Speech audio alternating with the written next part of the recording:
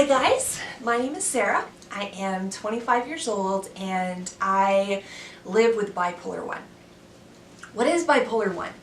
Bipolar 1 is diagnosed and characterized when an individual has at least one manic episode and then also struggles with the pre-manic hypomania and depression. So I have bipolar 1. I also struggle with ADD and anxiety and psychotic tendencies. I occasionally deal with a bit of paranoia too. But what does bipolar 1 look like firsthand for me?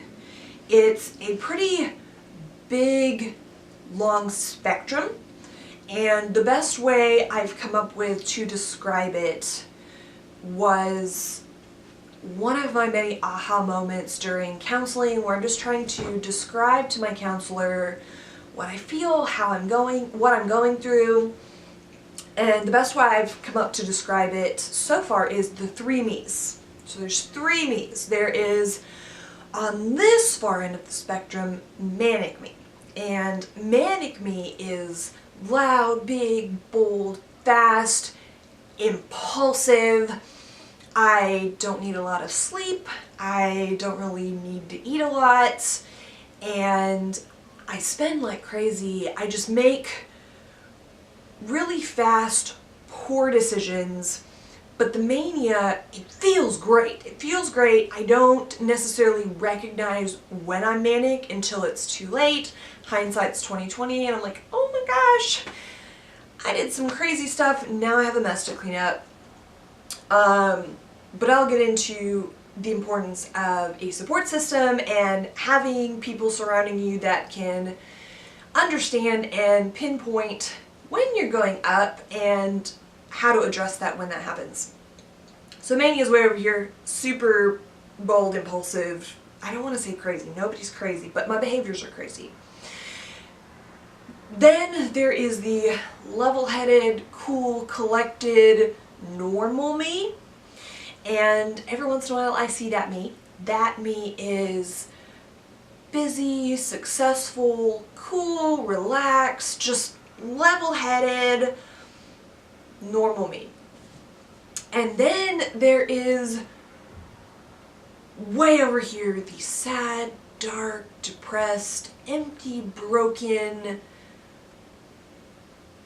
suicidal me. And that me can't get out of bed, I cry a lot, I can't work, I don't socialize, I go MIA, I ghost everybody, I just want to disappear, and my thoughts are dark and scary, and I'm just not in a good place. And again, that's where the support system comes in. You can't be alone when you're in that darkness. It's a scary place. So that's the three me's. I have decided that I want to start making these videos to just talk about life with bipolar or just with a disability. We all have our own challenges, and my main challenge is living with bipolar 1. But as you can see right now, I am keeping it real. It is morning, I'm working on my second cup of coffee, and I'm not all done up and cute and necessarily presentable, but that's kind of the point of my videos. I want to keep it real. I've been kind of going through some funks lately. I am rapid cycling.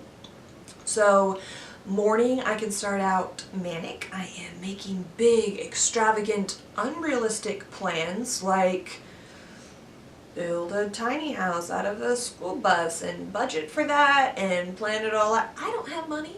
My credit is ruined from terrible manic episodes.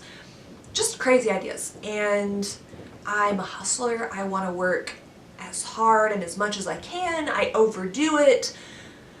And then by mid-afternoon I crash. Or vice versa, start out the day depressed and down and broken, and then by afternoon I am whizzing through life, all over the place, but I'm rapid cycling. So any day, any hour, who knows what could happen or how I'll feel. So right now in my life, it's really hard for me to make any kind of plans. You know, I have friends, I have my boyfriend that want to make plans. You know, can you come hang out? Let's do dinner Friday night. And my response lately has to be, I don't know. Ask me that day, or ask me within the hour of the event, because I don't know how I'm going to feel. I have a hard time making plans in stone, because I would rather say I don't know than let you down and not show up. So I'm going through some stuff right now, going through a huge medication change. Recently started a new mood stabilizer that since starting, that's kind of when I started rapid cycling. So I am starting on a new mood stabilizer, an old school mood stabilizer that has been around for more years than this other new one, and just hoping that it will reel me in and bring me back to normal me so that I can hang out with friends and I can work. Work, that's a whole other video, learning how to do your best with what you've got. With my disability, it took years to learn this, but I've learned that I cannot work a typical 40-hour work week. I've tried it, and I've tried it so many times that every time I fail because I either bottom out and crash and can't go to work, or most recently, go manic, work too much, too hard, break some rules, make some bad decisions, and get fired. So that's another video talking about coming to terms with doing the best you can with what you got. I just want to keep it real. Like I was saying, you know, this is what you get today. It's morning, not in a rush to get ready. Don't really feel like getting ready. We'll see how I feel after my second cup of coffee. But I promise to never fake it. I'm not going to fake it. I'm going to keep it real. And because I want to help others feel comfortable to break out of that box. Social media is so much about pretty and perfect, and all the selfies look great, and life looks so good for Joe and Sue and Mary. We all have our own struggles, and I want to keep it real to encourage you to be able to keep it real and speak out about your struggles, because being quiet, staying silent, can be dangerous. So you gotta have a support system. You can't do it alone, and I want to do my best to be that at least one person that makes you feel less alone. So I'm going to keep it real. I want to do, my idea right now is to do about 2 videos a week based off of how I feel, how the week is going. Again, don't want to make promises because I don't know how I'm going to feel. My goal is 2 videos a week. I want to do a video on kind of a check-in, my ups and downs and failures and successes of the week, and just day-to-day of life with Bipolar 1.